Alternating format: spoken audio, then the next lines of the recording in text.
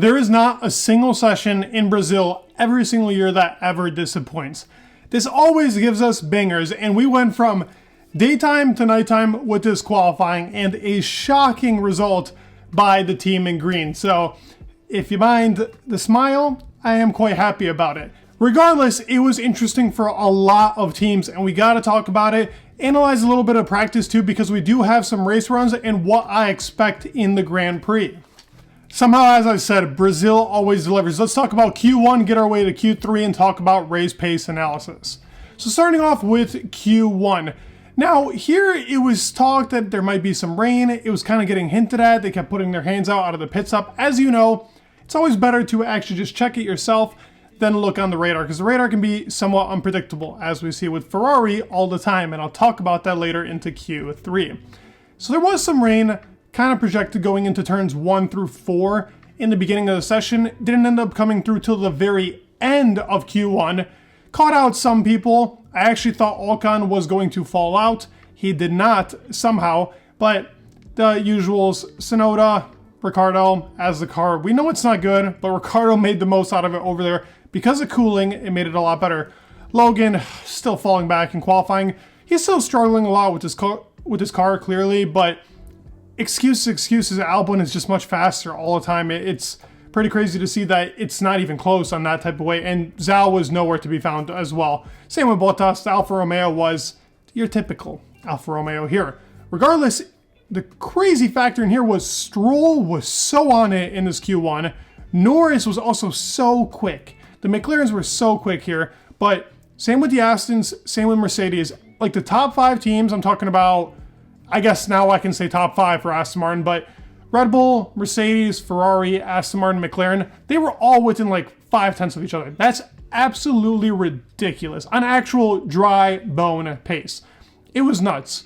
And the Aston Martin cars are running 2 different setups on Stroll and Alonso. And I'm talking about parts. From what I saw and I looked at the floor was the original floor on, I think, Stroll from the beginning of the season.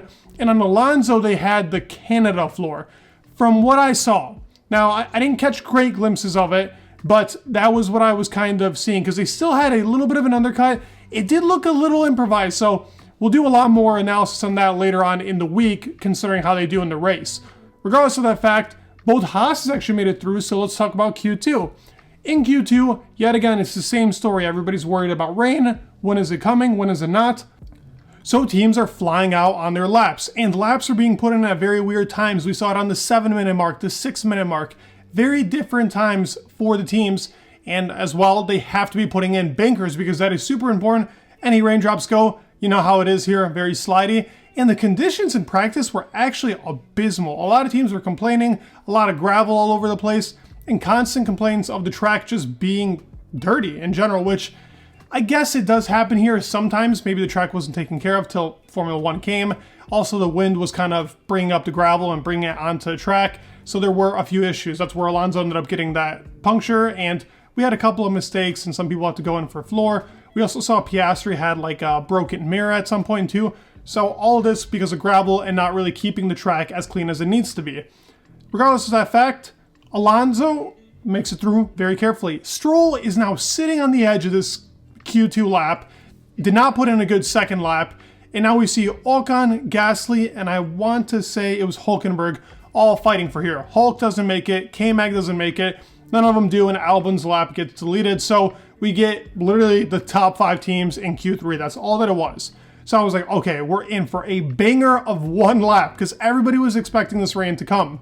So, smartest thing that Aston actually does, they step up, they go first. K-Mag did this last year in Q3, and that's how he ended up actually getting the pole position. Verstappen was right behind. I think he was right behind actually the Mercedes cars. He actually passes George, but he does not pass Lewis. Lewis does not let him pass.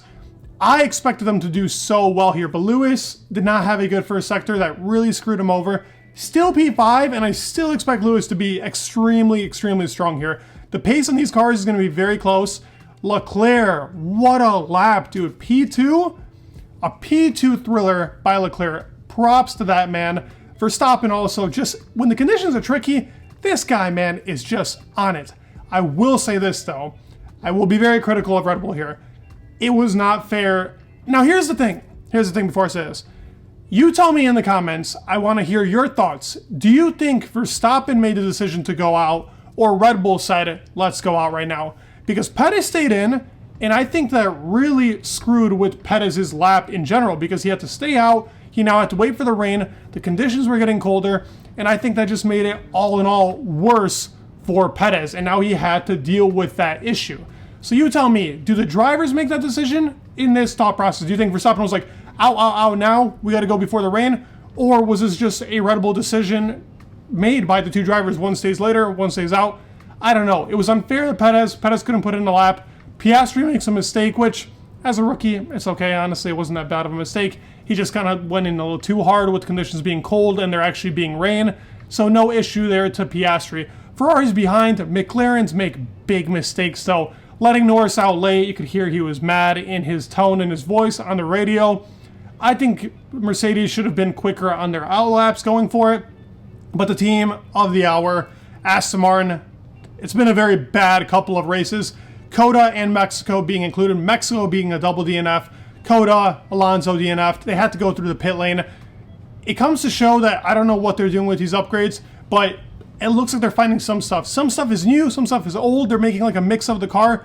Regardless of that fact, though, good job, Aston. Huge performance. I mean, Lance Strollovich, I was not familiar with your game, man. Come on. This is that Lance Stroll turkey pole lap. This is like those like one-time forms that he has in the season. I hope this continues for him, honestly. He seemed like he was quicker. The cars are in different specs. He always had like 2 or 3 tenths on Alonso. I don't know if that has to do with Alonso or Stroll. The lap that I did watch of Alonso, where he put it up, was it P2 or 3 in Q2? He was on it. It was a very clean lap, very beautiful lap. He says his Sector 3 was never how he wanted it to be. Stroll was on it, though. Regardless of different specs or not, he was faster than the Mercedes boys and McLaren on pure pace.